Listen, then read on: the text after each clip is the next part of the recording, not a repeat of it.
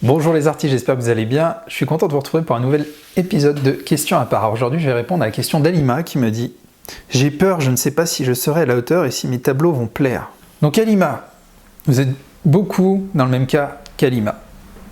J'y suis passé également, c'est qu'au début on se met beaucoup en question. On n'ose pas peindre, on se dit « Que vont penser les gens ?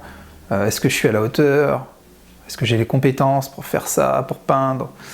Voilà, on se pose plein de questions et une fois de plus, c'est bloquant. Déjà, il faut comprendre une chose, vous ne peignez pas pour les autres. En théorie, voilà l'état d'esprit qu'il faudrait avoir à Lima. Il ne faut pas déjà tout de suite se dire est-ce que mes tableaux vont plaire, parce que vous devriez peindre pour vous. C'est-à-dire que si vous êtes passionné, si vous avez foi en la peinture, vous vous dites bon j'ai envie de peindre, c'est qu'au fond de vous, vous êtes animé par cette passion. Et le but c'est de vous faire plaisir et que le tableau puisse vous plaire à vous, mais pas forcément aux autres. Donc si tout de suite d'entrée de jeu vous vous dites j'ai envie de plaire aux autres, c'est déjà un problème. Je pense que c'est bloquant et que c'est pas la bonne façon de voir les choses. Donc lancez-vous, essayez de peindre, essayez de faire quelques tableaux et puis et jugez vous-même du résultat. Est-ce qu'en regardant votre tableau, une fois fini, vous jugez abouti? Est-ce que vous êtes fier de votre tableau? Est-ce qu'il va créer chez vous une émotion?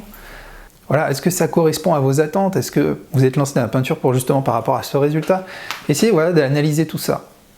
Et après, en tout cas moi c'est comme ça que j'ai fait. Une fois que je commence à réaliser un tableau, et si je suis fier de ce tableau, je me dis oui, je trouve que ça fonctionne bien, je trouve qu'il y a les bonnes couleurs, une bonne harmonie, en tout cas chez moi il y a une émotion. Et donc par fierté, généralement vous allez le montrer autour de vous. Vous allez dire par exemple à votre conjoint, qu'est-ce que t'en penses? À votre famille, puis après à vos amis.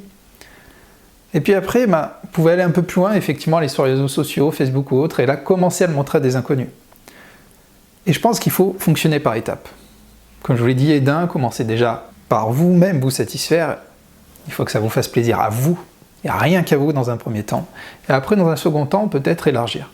Mais ne peignez surtout pas pour les autres. Ne peignez pas en disant j'ai envie que lui ça lui plaise, j'ai envie que ça aille chez lui, j'ai pris une commande, on m'a dit de faire un tableau violet, donc je vais faire un tableau. Non, c'est très bloquant. Il faut vraiment vous plaire.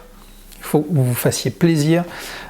S'il n'y a pas de notion de plaisir dans la peinture, de satisfaction, ça va se ressentir dans votre toile. Ça peut paraître bizarre, mais ça va se ressentir. Il y a vraiment beaucoup de choses dans une toile qu'on laisse transparaître, des choses qui vont vraiment passer. Vous mettez votre trip, vous mettez tout ce que vous avez en vous quand vous peignez un tableau. Après, vous me dites, est-ce que je serai à la hauteur? Mais à la hauteur de quoi, finalement? Quel est le but que vous voulez atteindre? Pensez-vous vraiment qu'il faut arriver à un point défini, comme dans les sports, par exemple, quelqu'un il va faire de son hauteur qui va se dire, je dois sauter 1,50 m. C'est pas comme ça, c'est pas comme ça que ça fonctionne.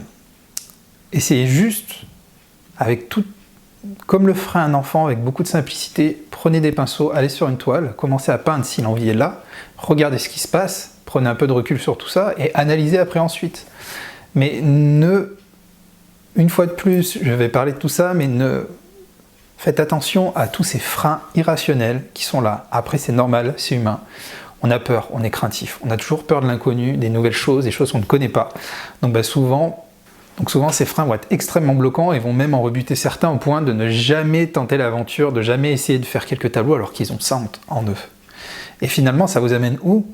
C'est que si vous mettez tout ça de côté, par peur de montrer votre travail, par peur d'utiliser de la peinture, peur de se salir, peur de ne pas savoir mélanger la peinture, la seule chose que vous allez avoir un jour, c'est des regrets. Et les regrets, malheureusement, c'est compliqué. Si on se rend compte que j'en ai rencontré beaucoup comme ça, beaucoup de gens qui ont toute leur vie envie de peindre et qui disent non, j'ai pas le temps. Non, le matériel est trop cher. Je ferai ça un jour. Non, je verrai, je ferai ça à ma retraite, etc. Donc les gens procrastinent et un jour ont des regrets parce que, je vais pas dire qu'un jour il est trop tard, mais on se dit pourquoi j'ai pas commencé avant? Qu'est-ce qui m'a vraiment bloqué finalement? Pourquoi je ne l'ai pas fait? Parce que j'avais pas une dizaine d'euros à mettre dans du matériel, parce que j'ai pas réussi à trouver un petit quart d'heure pour faire une ébauche de premier tableau. Vous voyez, finalement les réponses à toutes ces questions elles sont simples. Donc je pense qu'il faut juste y aller, des fois il ne faut pas chercher à trop comprendre, prendre les pinceaux et se lancer sur son premier tableau. Moi je l'ai fait comme ça, presque avec un peu de honte, parce que je me suis dit je suis pas peintre, je suis pas artiste peintre.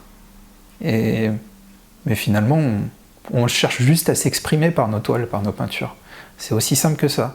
vous exprimer comme si vous parliez de quelque chose, d'un sujet polémique avec quelqu'un, échanger votre avis, là c'est pareil. Vous faites juste sortir votre créativité et vous allez un peu à l'aveugle créer votre premier tableau. Je pense, en tout cas, c'est ce que je vous recommande. Voilà, j'espère que cette vidéo vous aura apporté quelques clés. N'hésitez pas à cliquer sur le bouton j'aime en dessous si c'est le cas, si vous avez trouvé la vidéo intéressante. Pour ceux qui ne me connaissent pas, je m'appelle Anthony Chambaud, je suis artiste peintre professionnel. Je vous propose de télécharger mon guide du matériel pour la peinture acrylique, peinture abstraite, en dessous, je vous mets un lien, c'est totalement gratuit. Et vous pouvez aussi découvrir toutes mes autres vidéos et articles via les liens que je vous mets également en dessous. Je vous souhaite une excellente journée et je vous dis à très bientôt.